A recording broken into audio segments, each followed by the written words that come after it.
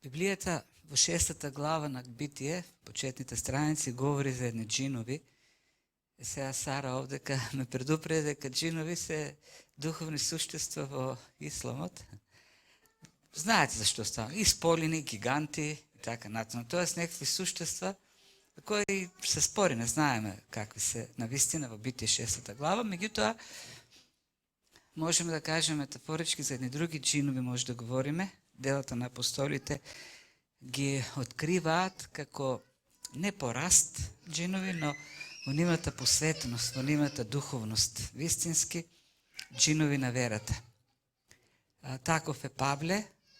Од 13 глава тој е главниот јунак во книгата Дела на апостолите, со неговите служења во Мала Азија, во Македонија, во Ахаја. Минатиот пат видовме еден брачен пар, Прискила и Акила, кои исто така се едни духовни джинови, гиганти, кои се посветија на Словото, на службата на Словото. И денес ќе видиме уште еден таков великан на верата, еден харизматичен проповедник Аполос. Она што ги сврзува сите нив е ентузијазмот, пожртвуваноста, ревноста за Господ. И сето тоа се должи единствено на еден фактор. Една е причината. Сите тие беа посветени на Словото. Иако живеа во време во кое знаењето беше ограничено, некои имаа само мало откровение за Господ, како што беше случајот со Аполос, иако беше период на кратка традиција или кратка историја на христијанството, тие луѓе го посветија животот, тргнаа по тесниот пат и посветени на Словото, но она што го знаеа за Христос, верно служеа. Нивните животи беа испреплетени со животот на Христос. И она што ќе го видиме, она што можеме да го научиме, е фактот, она е основната лекција, фактот дека некој може да биде голем во верата единствено преку неговата изложеност на Христовото Евангелие, Христовото Слово, на Христовиот живот. Само изложеноста на Христовата светлина може да го запали срцето за Бог и во ревност да му служи посветено. Ајде да се подсетиме кај се наоѓаме во книгата Дела на апостолите. Павле со Акила и Прискила служат во Ефес. Се извинувам, во Коринт. Павле сам доаѓа во Коринт, неговите соработници Сила, Тимотеј, се уште се во македонските цркви.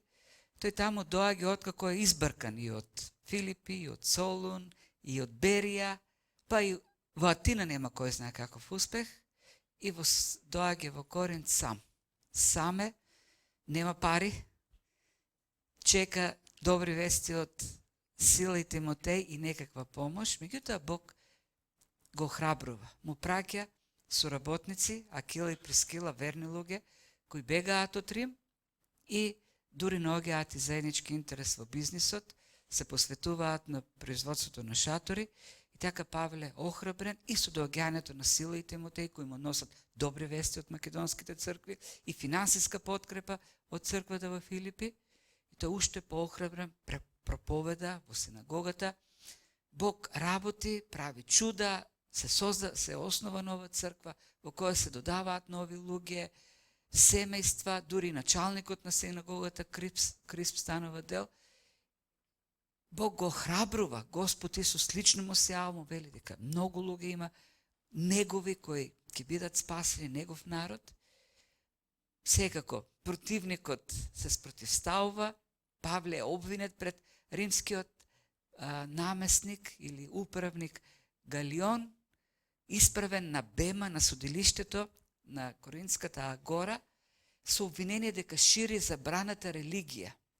Галион, откако го ислуша обвинението на јудеите, го отврла и така се дозволува некако Христос да биде проповедан без забрана, официјална забрана од римската власт до крајот на први век. И што се случува? Поминуваат 1,5 година служба на Павле со Прискила и Акила во Коринт и Павле решава дека треба да замине.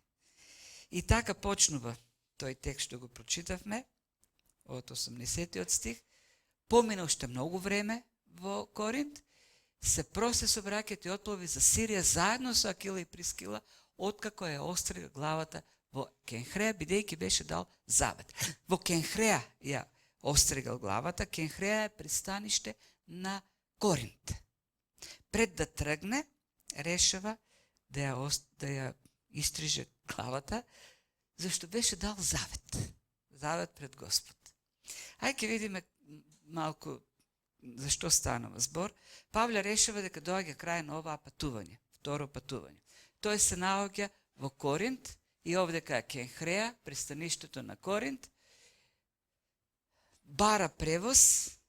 Превозот е до Азија. Нема брод директно до Сирија. Неговата намера да оди во Сирија, тоест во Антиохија, неговата матична црква, како еден завршеток на тоа патување.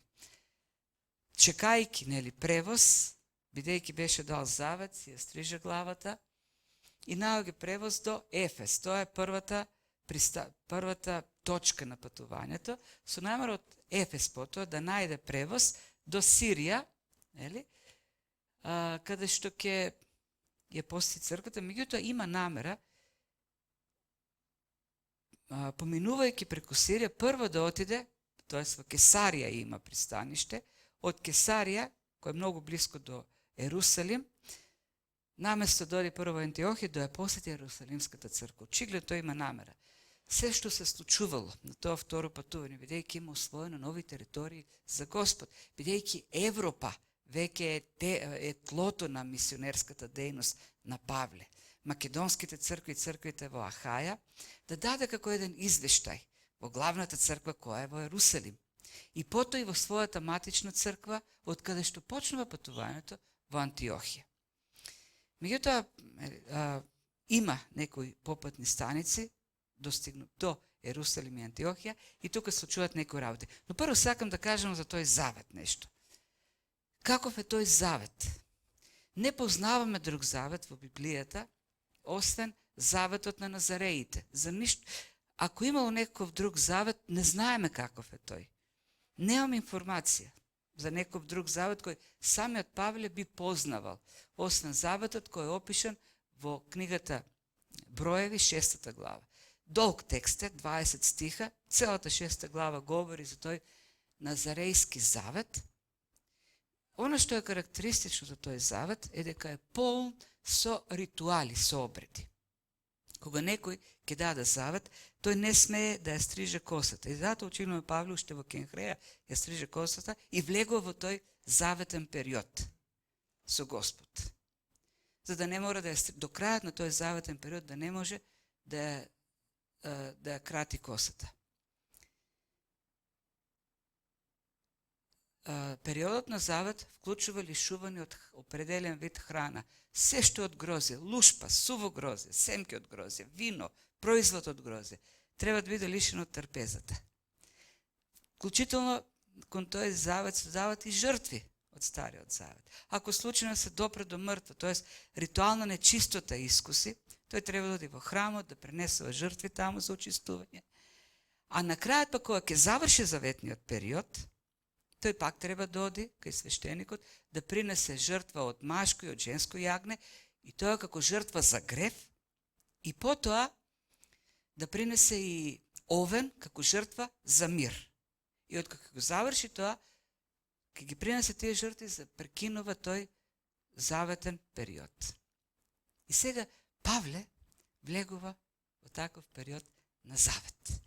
Човекот кој веќе проповеда, кој дори веќе е напишано посланието до галатјаните, дека нема оправдание, дека нема оправдание за грев, освен во крвта на Исус Христос.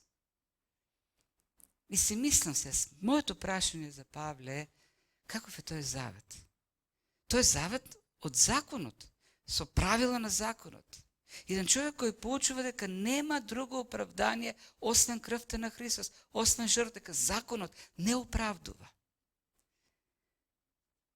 А Павле, јудеинот, кој цел живот бил воспитуван во законот и кој ја познава благодата, апостолот на благодата влезе во завет. Моето убедување е дека тој апостол на благодата со сигурност не ги принел тие жртви кои се запишени во законот. Зошто како може еден Павле, кој е апостол на благодата, да принесува жртва за грев? Моето убедување дека Павле, кој беше јудеин, кој не престана да биде јудеин, даде содржина, нова содржина, но тој си влезе во завет, не знаем од каква причина, но знаеме дека тој сега ќе се движи низ јудејски територии, ќе оди во Ерусалим, ќе оди во храмот, да ги будејќи христијаните се уште таму, јудејски христијани се собираат во храмот. Тој се даде завет пред Господ, меѓутоа не нарушувајќи го неговото учење, учењето за благодатта. Тој даде нова содржина, христијанска содржина на тој завет. Бидејќи тој не можеше да престане да биде јудеин. И немаше потреба да престане да биде јудеин со тоа што стана христијанин. И зошто го кажувам ова?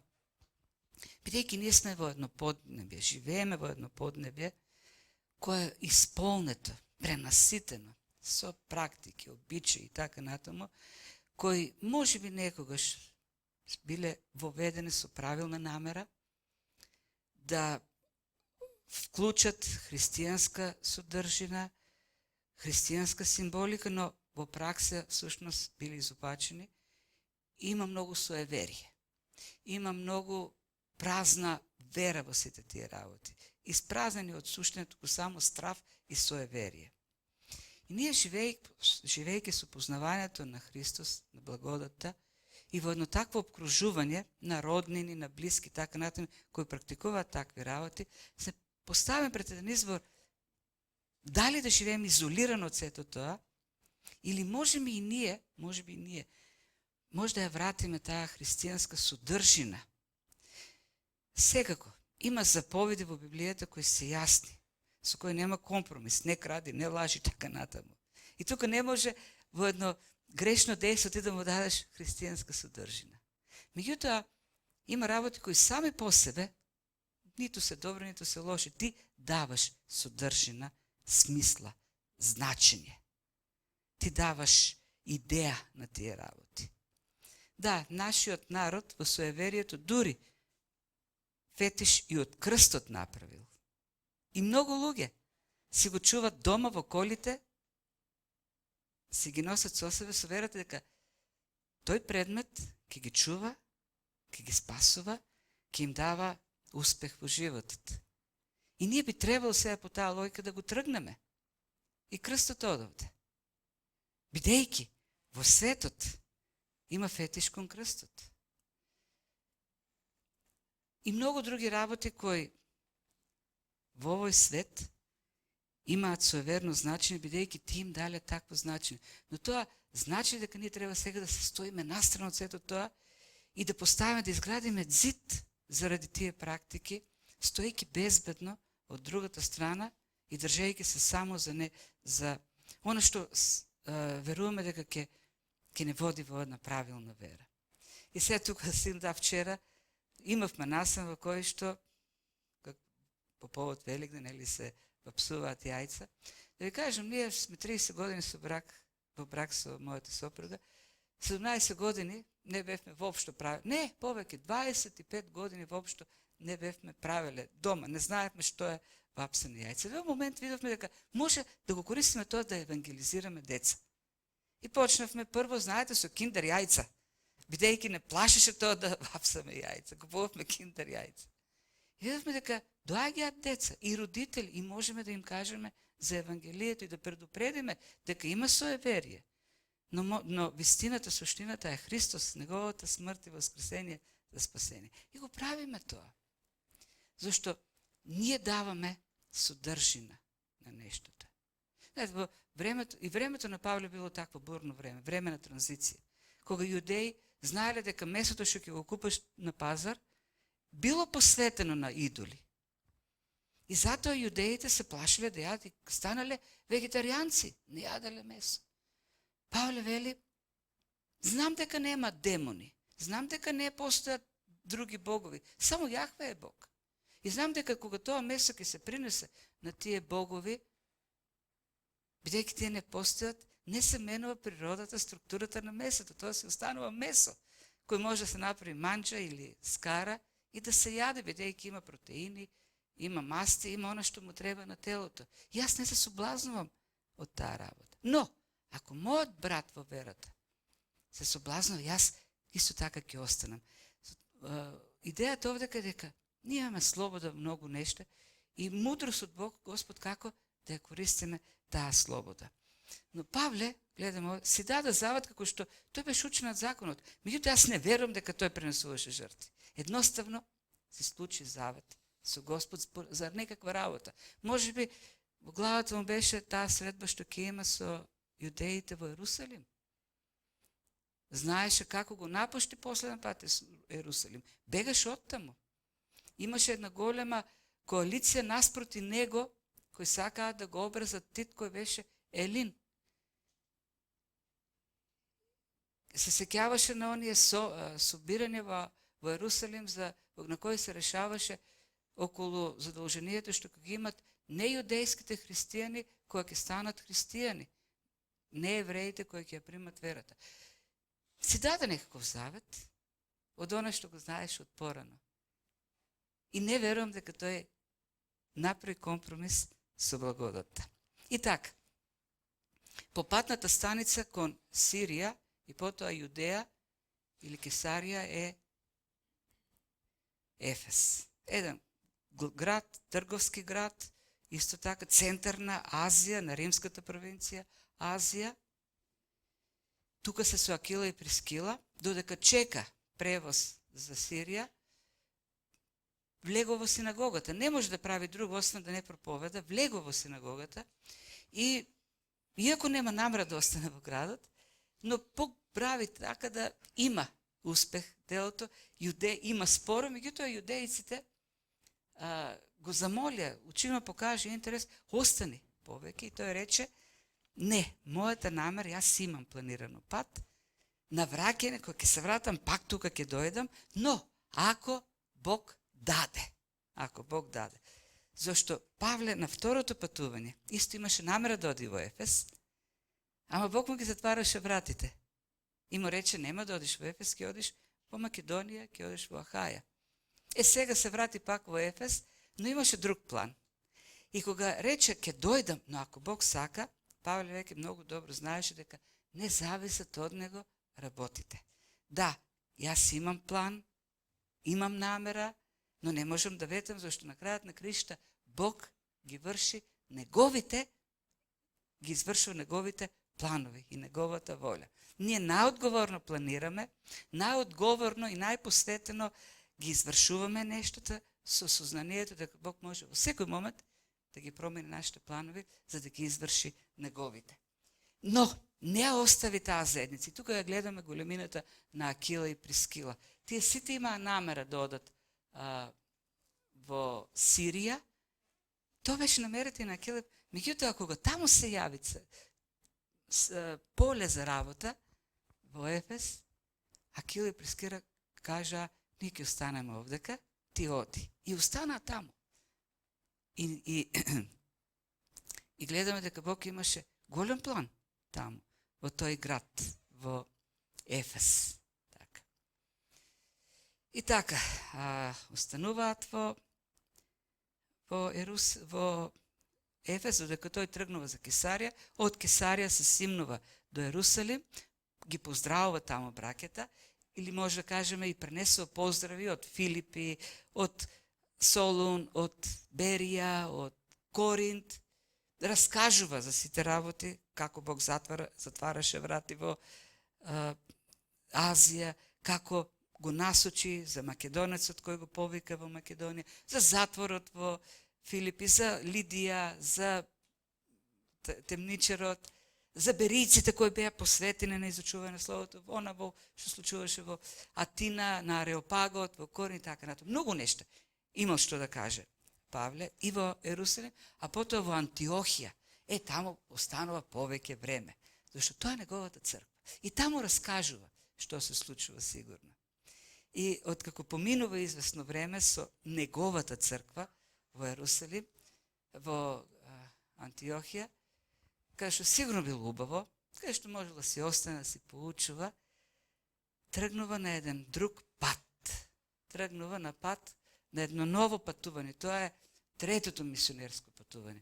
Од Антиохија, пак кон Галатија и Фригија и оттаму оди во Ефес. Ако го видите тој пат од Ефес, или ајде да го оставиме Ефес, зашто од Ефес патува со брод до Кесарија. Но од Кесарија, веќе тој е пеш оди. Кесарија, Ерусалим, Антиохија, Мала Азија, Ефес. Тука е копно. Знаете ли колку е должината на таа патека? Повеќе од 2000 километри. 2000 километри. Знаете, 2000 километри е Келн, Франкфурт. Не, горе, над Франкфурт. Дортмунд. Борусија Дортмунд. Да.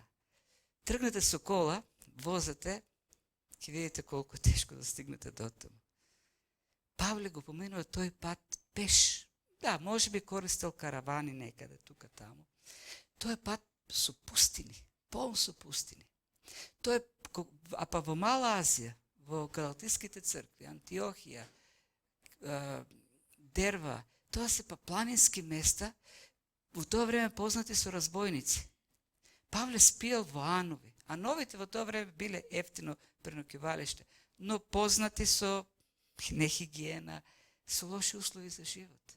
Што јал тој човек, не знам. Саме на тоа патување. Тргнува од Антиохија сам низ галатиските цркви. Никој не оди со него. И си мислам, тој човек, зашто не си остане во Антиохија? Па да си поучува таму, да работи како учител, заедно со браките и сестрите, од кои што е уште на почетокот на основањето на црквата. Павле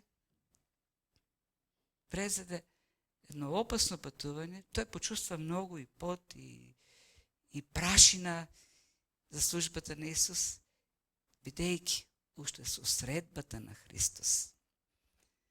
Откако ја виде неговата слава, тој си рече, се друго е измет во според и удобството во Антиохија, и можноста да бидам равин, и фарисеи и така натаму. Се измет во споредба со големото познавање, превосходното познавање на Христос, и до таа мера јас сакам да го познавам Христос, што дури неговите страдања, дури смртта на крстот, во се да го познавам Христос. Тоа е неговата испреплетеноста на неговиот живот со животот на Христос беше она што го поттикна да ги превзеде сите тие патувања на глад, бродоломи, затварања, камшикувања, каминување или што ли не, жет и глад во животот. Бидејќи го запозна Христос. И бидејќи во Христос виде богатство. Богатство за кое вреди се да се отврле, за да виде со него. И да го проповеда Христос, распнатиот Христос. Оној кој умре, за него да го ослободи од се оно што го правил како грев до тој момент. И затоа Павле беше великан, ајде него со корисен зборот чин, великан, гигант на верата, духовен гигант. Такви беа Акила и Прискила. Тие решија да тргнат од Коринт. Тие си имаат добар бизнис. Коринт е градот на бизнисот, убав занает, правеа на шатори. Кога Павле рече одиме во Сирија, ќе одиме, тргна. Кога видел дека во Ефес има потреба, остана во Ефес. И бидејќи нивните животи беа сврзани со животот на Христос.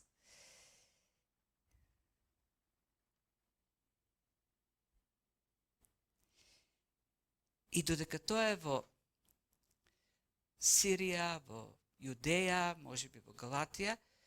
Во Ефес се случуваат некои работи, таму се Акила и Прискила, и таму се запознаваме со уште еден голем човек на верата, со Аполос. Јудеец од Александрија, красноречив човек, или овдека зборот е логос, или ако сакаме да бидеме најточни, многу учен човек. Многу учен човек. Многу образован човек. Тоа е идејата. Зашто учените, образованите луѓе се филозофи, оратори, реторици. Многу добро знаат да говорат, да вклучат многу филозофии, многу да вклучат од науките во тоа време, во своите докажувања, во своите тврдења.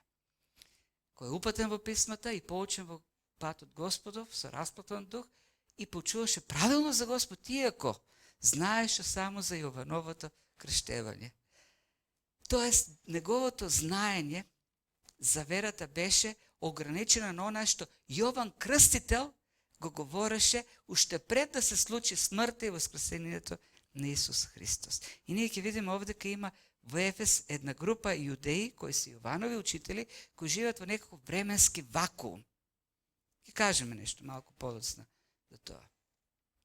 Александрија, во времето на Павле, на Акила, Прискила и Аполос, е елинистичкиот центар на исток. Градот е основан уште во времето на Александар Македонски, кој тој тргнува да шири елинизам на исток.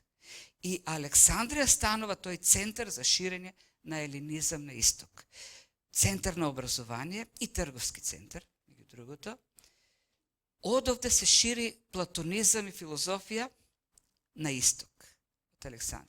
Тука е најголемата библиотека во тоа време, Александриската библиотека, која бројала повеќе од 500 милион ракописи дела. Голема библиотека. И тоа е градот во кој што се развива филозофската мисла, посебно алегориската школа, која потоа и во христијанството продолжува преку Ориген и Климент Александриски и другите источни оци на црквата.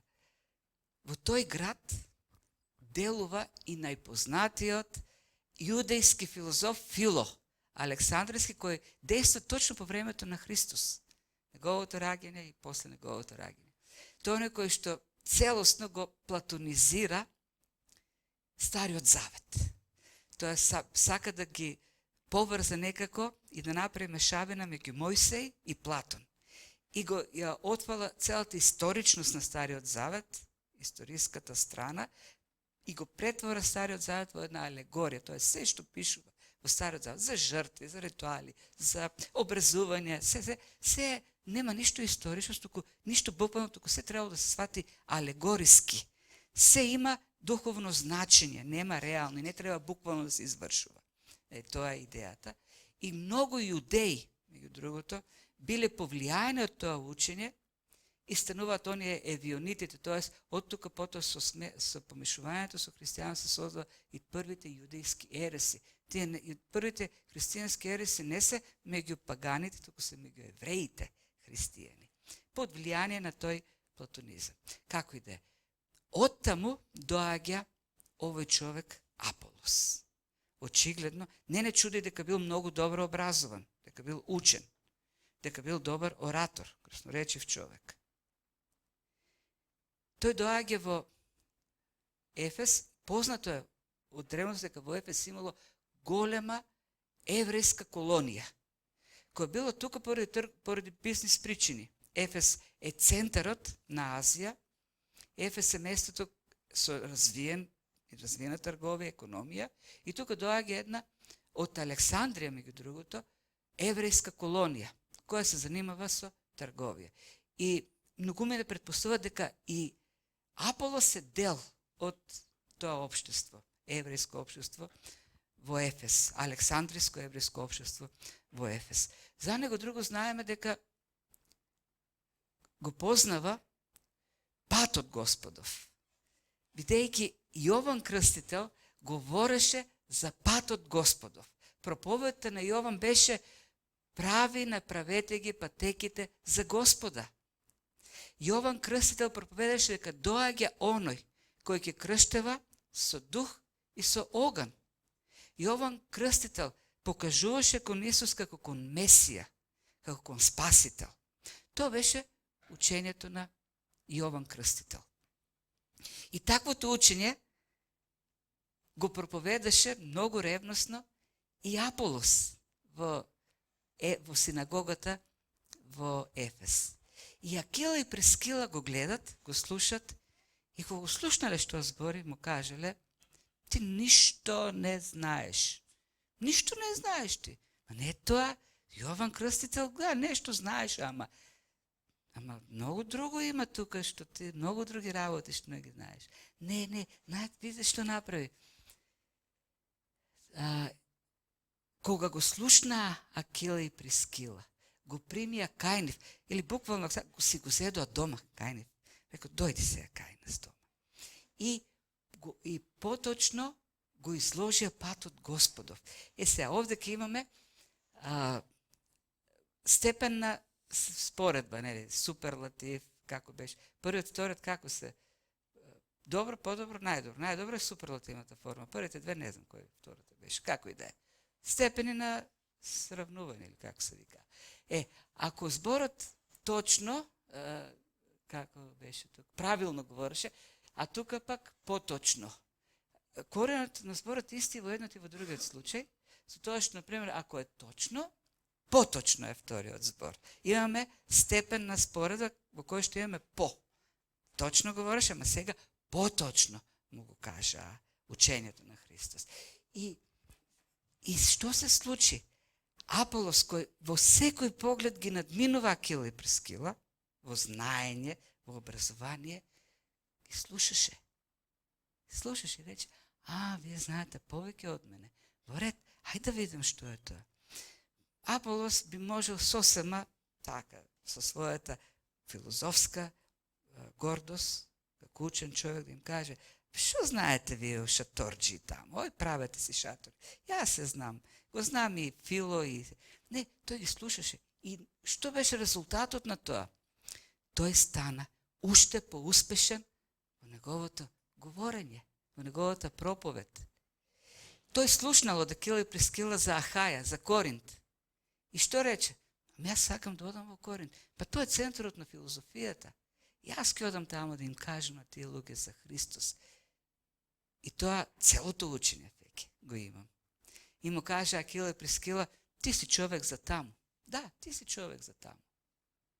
И испратија писмо во Коринт и рекоа: примете го. Ова е добар брат. И тој отиде, вистински човек на вистинско место, остави се во Ефес. Се остави во Ефес. Тој беше во Ефес, таму беше местото. И тргна по еден тесен пат во Коринт. И не случајно, не поминало многу време, зашто наскоро после тоа Павле ќе напише послание. Првото послание ќе го напише, кога ќе дојде во Ефес, ќе напише послание до Коринт. И во тоа послание тој ќе го спомне Аполос. Бидејќи Аполос ќе има влијание во црквата во Коринт, не случајно, со својот филозофски, ораторски талент, харизма, тој оставил луѓе. И црквата во Коринт, и се тука е нас, може да наречеме, контраст меѓу Павле, Аполос, Петар, сите тие имале влијание во црквата во Коринт. Павле основа црквата, Аполос дојде таму, ревносно да проповеда за Христос во синагогата и партал да ги прави јудеите. Тоа така заклучува текстот. А пак мнози на јудеи дошле од Јудеја, слушајќи го Петар, оној кој го видел Христос и живел со Христос. И имало и таква група. И Павле кога пишува на тие коринтини кои имаа можност великани да слушат словот великани, Павле им вели: вие сте духовни џуџиња. Џуџенца. До тамера сте духовни џуџенца, што дури не можем и духовни да ве наречем. Вие сте телесни. А зошто сте телесни? Бидејќи сте испокарани, бидејќи секој од вас вели: его ими Павлос. a другиот вели, охи, Павлос, Аполос, нема како него. Видите каков филозоф, какво учење има, како збори. А Павле, тој не знае ни да збори. Тој е само за Исус воскреснатиот, распнатиот збори. А пак некој каже, не, его, јас сум.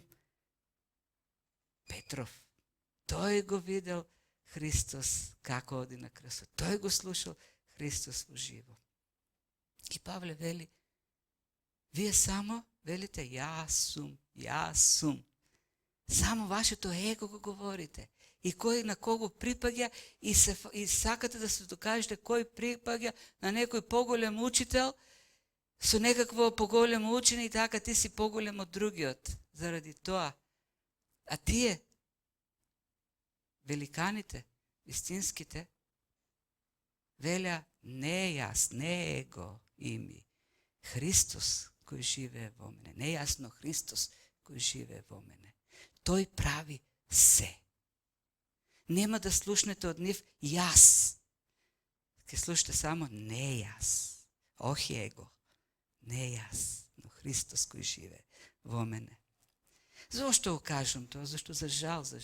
И денес има, може би не е древни имена, но средновековни, ренесансни имена од луѓе христијани кои велат јас сум таков, јас сум онаков. Моето е посупериорно од твоето.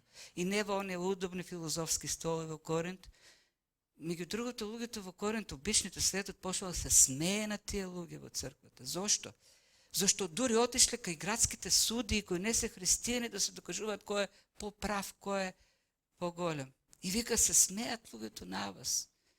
Како што денес ги читат луѓето од светот Facebook статусите на христијани кои се карат, се касат, се јадат едни со други. До себе истребување. И какво тоа сведоштво. Само што тие столови филозофски удобни се заменете со удобни, па сега компјутерски столици направија, така, удобни, подпрени, се докажуваме кој е поголем, кој е помал. А Христос рече, по љубовта ќе ве познати, по сведоштвото што ќе го имате за мене во светот. Тоа е нашата мисија. Ние живееме во општество во која тој докажуваше Аполос дека Исус е Христос. Ние живееме во свет во кој 99% не знаат дека Исус е Христос. Дека Исус е спасителот, Месијата. Тоа го докажуваше Аполос. Дека Исус е Месијата. И така, јас стварно ми е много тешко ми веќе одсеков и интернет и Фейсбук од мојот живот, зашто не можам да ги читам тие работи. Тука таму ќе слушнам од некој, ќе ми каже, пак ќе ме растрепери, ќе ме растревожи. Не. Ние го имаме истиот дух, истото слово, истата сила, истата благодат како тие духовни джинови. Не за да останеме пигмеи, туку да надраснеме со нашиот копнеш во Словото. И така, додека беше во Коринт, Павле мина низ горните земји и дојде до Ефес. Значи, помина низ Фригија, Витанија, каде што одеш на првото патување, се симнува надолу на југ кон Ефес. И таму сретна некои ученици и ги праша, кога поверувавте, примевте ли Дух Свети? Се таа фраза малку сакам да... И тука пак да кажем колку тие човечки некои дела стануваат навистина култови. Кога поверувавте, примевте Свети Дух во King James превод, кој за многумина е светиот превод и никој не сме нели да чита друг превод, и тоа е пак фетишизирање на едно човечко дело, зашто преводот е човечко дело. Таму е преведено, откако поверувавте после, нели примевте ли Свети, го примевте ли Свети Дух. Со тоа се почнува да се градат тие учења за некаква втора благодат. Човек ќе поверува во Христос, а потоа треба да се моли да чека да дојде некоја благодат, Светиот Дух да дојде, дарот на Духот да го добие. Во новиот King James превод ова е тргнато, поправено е. И пишува, кога поверувавте, тогаш кога поверувавте, дали примивте Светиот Дух. Зашто Светиот Дух, примањето на Светиот Дух и верата се неразделливи дејства. Павле ги прашува галатјаните, вие Кога го примавте Светиот Дух? Кога го исполнувате законот или кога го чувте Евангелието? Во моментот кога го чувте Евангелието и кога поверувавте во Евангелието, вие го добивте Духот. Или во 8 глава им вели, секој што верува, го има Духот во себе. Како и да е. А тие му одговори, ние не сме ни слушнале дека има Дух Свети. Сега, не верувам дека јудеи не слушнале за Светиот Дух, бидејќи во Стариот Завет првите стихови говорат за Духот кој лебдеше и во целиот Стар Завет се спомнува Светиот Дух. Меѓутоа, овде кога тие говорат за онаа служба на Светиот Дух, онаа новораѓање, она што доаѓа со Христос, со верата во Христос. Тие не знаат за тоа. Зошто? Зашто тие го имат само и во новото крштење, тоест она што Јован Крстител го учи за Месијата што доаѓа. Тоа општество, јудејско општество во Ефес, очигледно не е запознаено со Христовото учење. Очигледно не е запознаено. Јас верувам дека, мојот став е дека тие дури не знаат дека Христос умрел и воскреснал. Тие се во еден таков временски вакуум, како што има во, например, во Америка, во средината на 18 век, кога ја населуваат и се уште се британска колонија, имало не оддалечни таму во планините селца, градчиња, со школи, со се, кои училе во школата дека се британска колонија, дека се поклонуваат на британскиот монарх, а веќе 30-40 години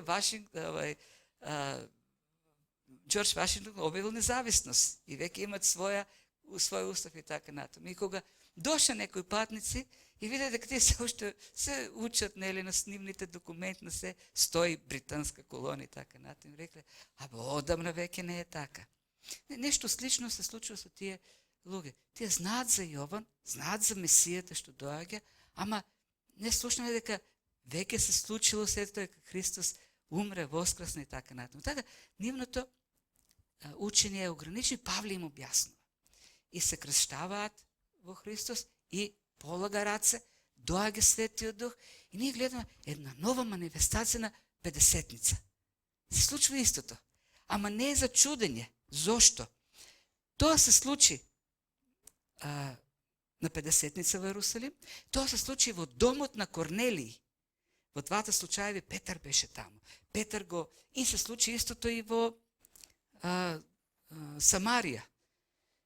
И се тоа беа некакви нови области, каде што јудеите беа присутни таму, или полујудеите, и имаше јудеи и во домот на Корнелиј кои требаше да видат што се случува кога еден неевреин ќе поверува, истите знаци, истите манифестации. И на Педесетница, и во домот на Корнелиј, каде што имаше јудеи и каде што Петар им рече, сега, што може ли некој да забране да се крстат кога видовте што направи Светиот Дух, истото што се случи и со вас во Ерусалим. И сега овдека имаме пак јудеи, ама овдека е Павле. Тој му го кажува Евангелието за Исус Христос, полага раце и го гледаме она што се го има и во службата на Петар. Апостолството на Петар, на Павле, сведоштвото за Исус, воскреснатиот, распнатиот, погребаниот и распнатиот се потврдува во оваа ситуација. Со овие јудеи кои се во тој временски вакуум, кои се изолирани од сите тие случувања и кои дури не знаат дека се реалност, дека се факт.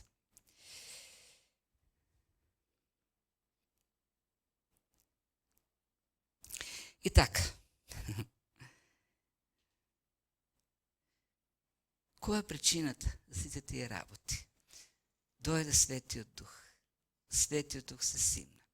Светиот Дух беше и во Павле, и во Аполос, и во Акила и Прескила, а сите тие луѓе, во сите ситуации гледаме дека само Светото Писмо, сведоштвото за Исус, Словото, беше она кој разграничуваше едно од друго.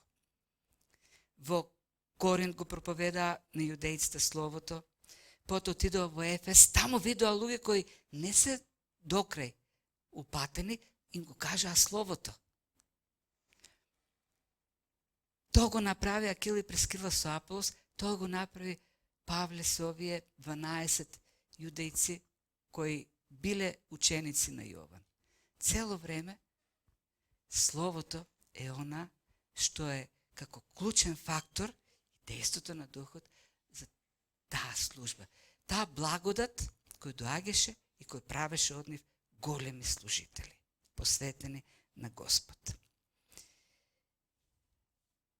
Или гиганти на верата. Нема друг начин, нема тајна. Нема некоја посебна мистична некој мистички клуч кој ќе отклучи и ќе направи нешто да се случи наеднаш, ние да станеме некакви духовни гиганти. Нема.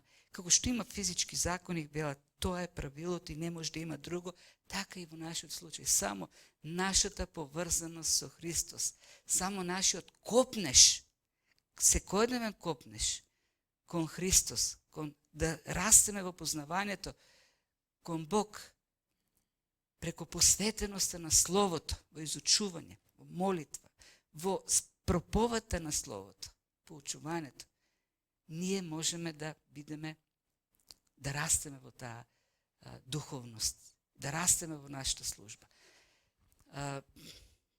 Има еден познат, една интересна анекдота, која е смешна, се случила во времето кога еден познат француски научник, Жорж Буфон,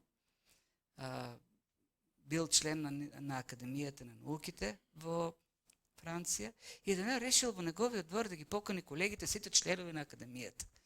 Во сончево убаво време, во дворот имал еден глобус. И така разговарајќи се, дружејќи се, некој од научниците отишол кон глобусот така да го раздели, му била интересна изработката и кога го допрел се зачудил зашто страната што била изложена на сонцето не била топла, а била топла страната што била изложена на сенка. И ги повикал колегите, физичари, химичари, и почнале да се враткат и да дават научни обяснувања. И Буфон ги гледал, ги слушал и по едно време рекол, ајде да го прашаме што ми го прави градинарот таму, што се грижи за дворот, тој може би ќе ни каже некое учење што ви не го знаете. И тој дошол и рекол, пред малку видов дека страната што е изложена на сонце многу жешка, па решив да го свртам така и да се згрее другата страна, да не му стане нешто. Нема друго обяснување. Тоа е физичкиот закон. Ако не едно тело изложено на сонце, тоа ќе се загрева. Ако е на сенка, нема да се загрева. Нема друг закон.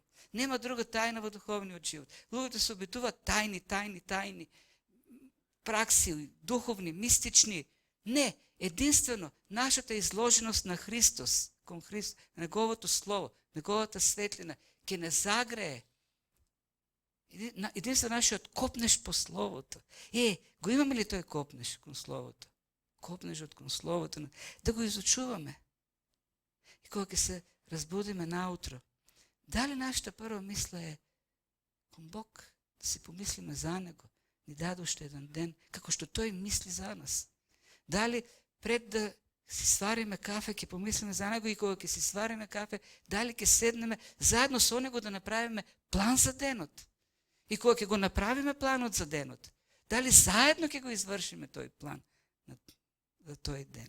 Кога ќе излеземе да видиме благослов за тие луѓе.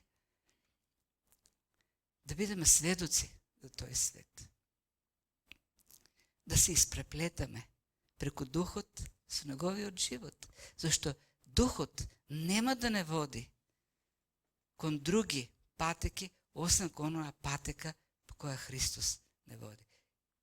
Светиот Дух нема да изобразува во нас друг живот, освен животот на Христос. Копнееме ли така ние кон тоа Слово на Бог, секојдневно да се храниме со Него, да се подложуваме на таа светлина, во присуството на Духот, во еден копнеш, во молитва, да бидеме со Него. Копнееме ли да бидеме со Бог? Тие луѓе се издигнаа во тие височини, единствено поради таа нивна посветеност, решеност да се посветат на Бог. По тесниот пат. Не патот што го нуди овој свет, тесниот пат. Во близината и заедништвото со Бог. И тоа треба да биде нашата цел. Не се ништо поразлични од нас. Истите луѓе како нас. Истата благодат действувала како што действа и денес. Истиот дух не остарел. Тој дух. Истиот дух е. Исто е Словото. Само копнежот не е истиот. Ние можеме да бидеме великаните сите. Кога нашиот копнеж ќе биде првенствено кон него познавањето на Бог во Словото и молитвата, а тоа со сигурност ќе не смирува и ќе не насочува кон правилните цели во животот. Господ да не благослови и да не води во таа насока.